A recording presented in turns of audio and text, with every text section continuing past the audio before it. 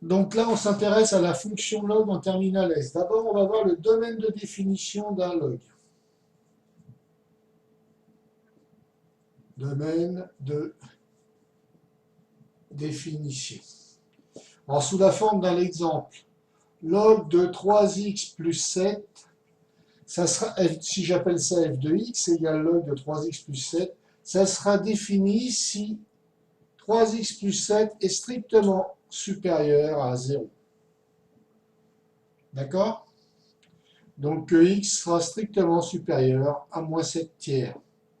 Donc ça me donnera un domaine de définition qui sera égal à moins 7 tiers ouvert plus l'infini. D'accord? Ouais.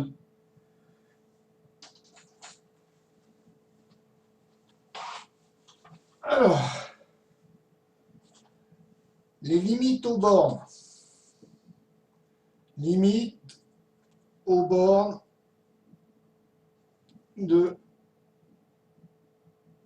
la fonction f de x qu'on va noter log de grand X. Alors la fonction, je te la donne, voilà comment elle est. Voilà comment elle fait. Voilà comment elle fait. Là, ça monte. Donc, quand grand X tend vers plus l'infini, là, je vais mettre grand X. Et là, log de grand X. Quand grand X tend vers plus l'infini, log de grand X, lui, ça monte, ça monte, ça monte, ça monte, ça tend vers plus l'infini. D'accord? Ouais. Log de grand X, quand grand X tend vers... Alors, ça, le domaine de définition de log de X, il faut que grand X soit strictement supérieur à 0.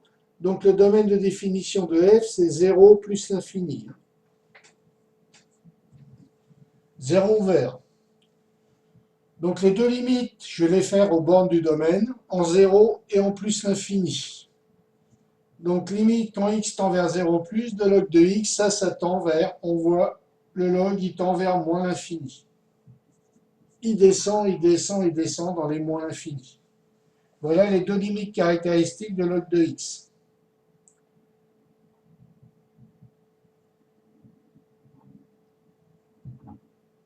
OK? Ok. Ouais. Alors ça, c'est les plus habituels. Ensuite, il y a ce qu'on appelle les logs quand on obtient les formes par croissance comparée quand on a des formes indéterminées. Donc quand la limite de f de x donne une forme indéterminée, il faudra transformer ce que tu as sous ces deux formes-là. Grand X, log de grand X, ou log de grand X sur grand X. Il en existe une autre aussi, mais elle est plus enseignée, donc je ne vais pas la mettre.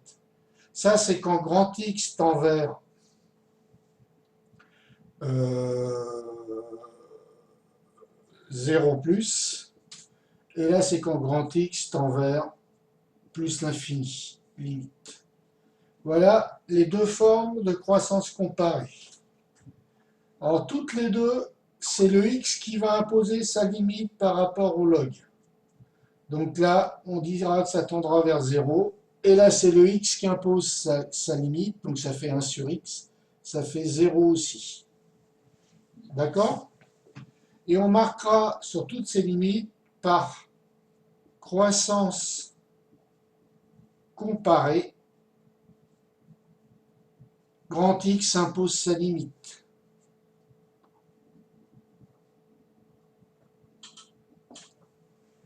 D'accord? Ouais. Et bien le grand X, ça sera égal à notre expression. L'expression qu'il y a dans le log. Je te montre sur un exemple. Donc c'est grand X log de grand X quand grand X tend vers 0 plus, et limite de log de X sur grand X, log de grand X sur grand X, quand grand X tend vers plus l'infini, et les deux font 0. Je vais te donner un exemple de croissance comparée. Je vais faire la limite de log de x plus 3 sur x plus 3 quand x tend vers plus l'infini.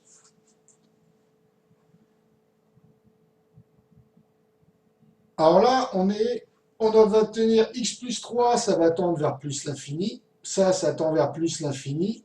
Et log, quand petit x tend vers plus l'infini, x plus 3 tend vers plus l'infini. Log de plus l'infini, c'est plus l'infini. On obtient donc une forme indéterminée. Il va falloir se rapprocher d'une forme de croissance comparée, soit log de grand X sur grand X, ou soit grand X log de grand X. Ça, c'est quand grand X tend vers plus l'infini, et ça, c'est quand grand X tend vers 0 plus. D'accord? Alors, tout le temps, ici, tu vois que tu as des grands X. Bah, ton grand X, tu vas le donner égal à ce qu'il y a dans le log. Tu vas l'identifier à la partie qui est dans le log. Donc, tu poses grand X égale X plus 3, tout le temps, hein. D'accord? Ce qui donne que petit x, on peut le sortir aussi, c'est grand X moins 3. D'accord? Si j'avais à remplacer petit x. Ok? Maintenant, je vais voir vers quoi tend grand X quand petit x tend vers plus l'infini. Donc, je vais faire la limite de x plus 3 quand petit x tend vers plus l'infini. Ça va être égal à plus l'infini. Donc, grand X, il tend vers quoi? Il tend vers plus l'infini. Grand X, là, il tend vers plus l'infini, puisque c'est x plus 3. D'accord?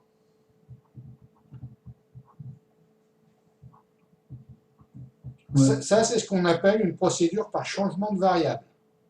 Ma variable x plus 3, je la change en grand X. Et après, je prends la forme qui me convient. Alors, grand X qui doit tendre vers plus l'infini, ben, grand X qui tend vers plus l'infini, c'est cette forme-là. Donc, je vais remplacer log de x plus 3 par log de grand X. Sur x plus 3, ben, c'est aussi grand X, quand grand X tend vers plus l'infini. Et ça, c'est égal à 0 par croissance comparée. Et là, on ne peut pas la mettre ici, la croissance comparée. Il faut bien faire apparaître log de grand X sur grand X, hein, comme pour les exponentielles. D'accord? C'est bien clair? Ouais. Alors ensuite, on va s'intéresser aux dérivés.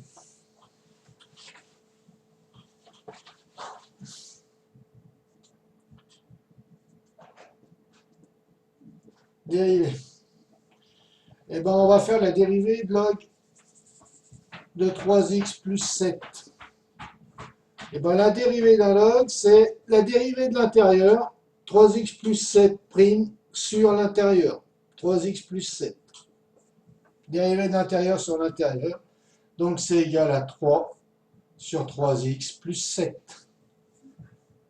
Ça va?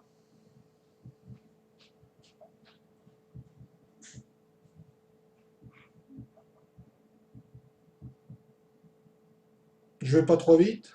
C'est 3x plus 7', c'est ça? Ouais. Ok. J'en fais un autre. Log de 7x au carré. Ça va être égal, on veut le dériver, ça va être égal à 7x au carré prime sur 7x au carré, ce qui nous donne 14x sur 7x au carré. D'accord?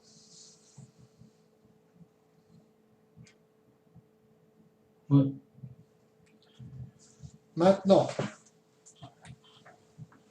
les études de dérivés, maintenant, études de signes de dérivés.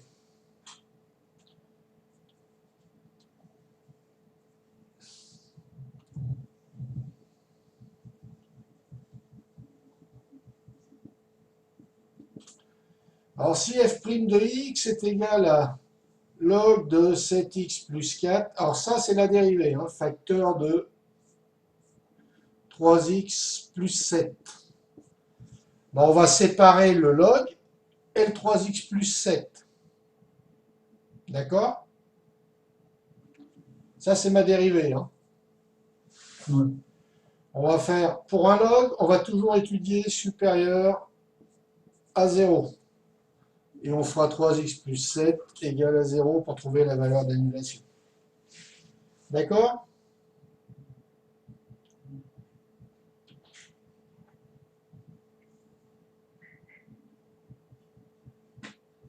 Alors ce qu'on fait ici, on va appliquer une exponentielle de chaque côté pour nous débarrasser du log.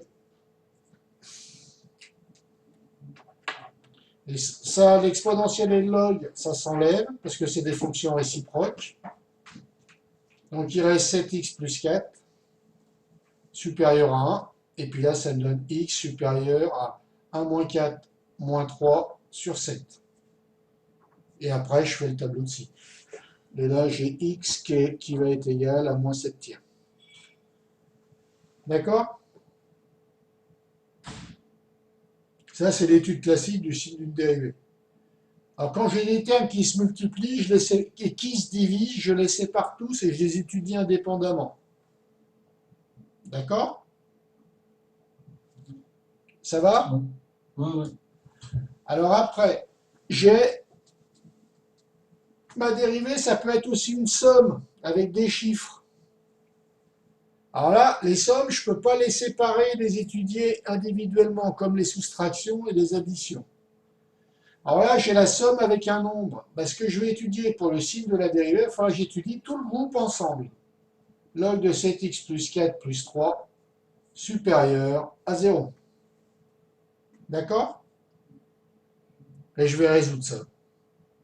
Ok? Donc là, je prends tout le groupe. Ça fait log de 7x plus 4 supérieur à moins 3. Après, je passe aux exponentielles. D'accord? Ça me donne 7x plus 4 supérieur à exponentielle de moins 3. Donc x supérieur à exponentielle de moins 3 moins 4 sur 7. Voilà. Alors, ce qu'il faut bien voir, c'est que ma dérivée se compose d'un log plus de nombres qui s'additionnent et qui se soustraient. Et là, à ce moment-là, j'étudie tout l'ensemble et je fais supérieur à 0. Ça va? Ouais. Et maintenant, si dans ma dérivée, j'ai un x, là, c'est différent. D'accord?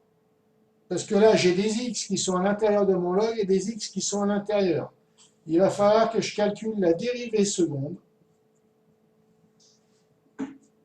OK? Que je fasse l'étude de la dérivée seconde, le signe. Donc f seconde de x, je fais l'étude de signe. Par exemple, j'obtiens plus et moins. Là, j'aurai f' de x. Et d'après le tableau de variation, je ferai l'étude de signe. D'accord? Ça va? Ouais, attends, on va couper.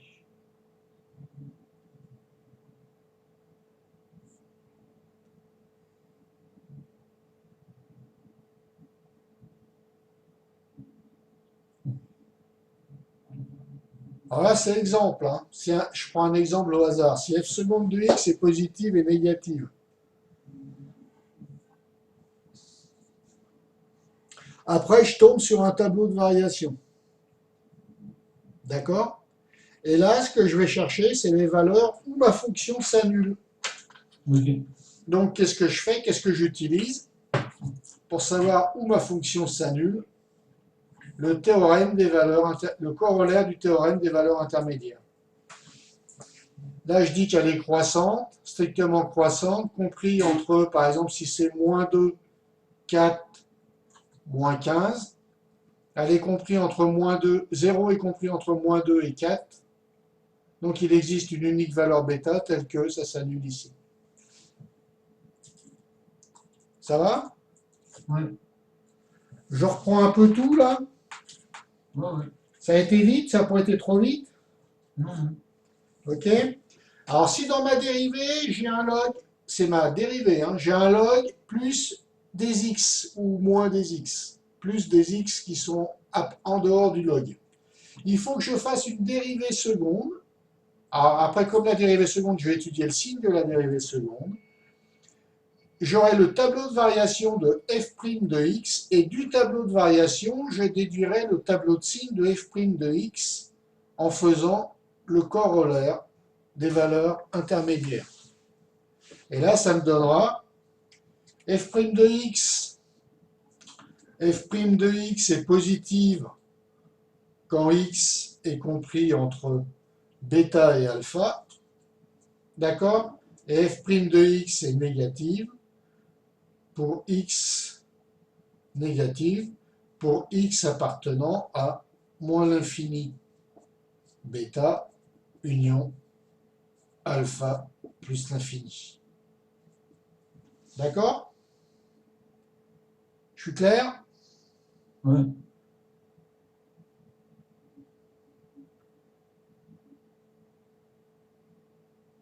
Voilà.